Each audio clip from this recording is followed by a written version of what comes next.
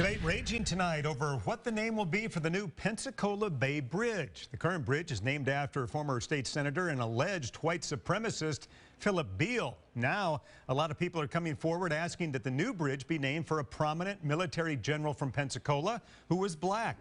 This bridge, the main thoroughfare from Pensacola to Gulf Breeze. News 5's Cody Long is live tonight with more on the emotional pleas from both sides.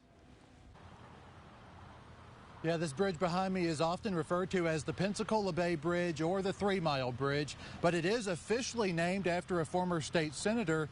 And now with the new bridge expected to be complete in 2 years, a lot of people want to see a new name.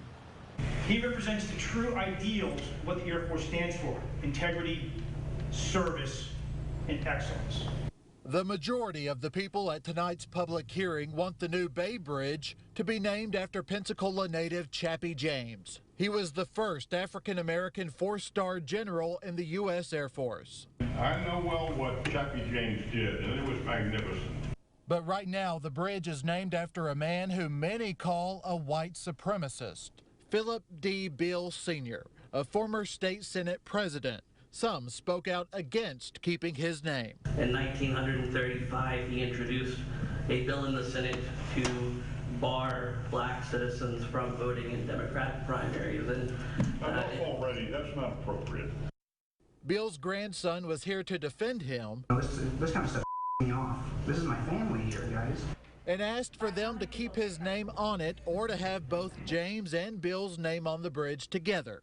I'm sincerely asking all of you 9 people to make sure that my family is left with dignity, because through this whole thing since January, that has been the complete opposite. The bridge naming committee is now done hearing from the public. Its 9 members will meet again on July 9th to choose a name. Reporting live in Gulf Breeze, I'm Cody Long, WKRG News 5.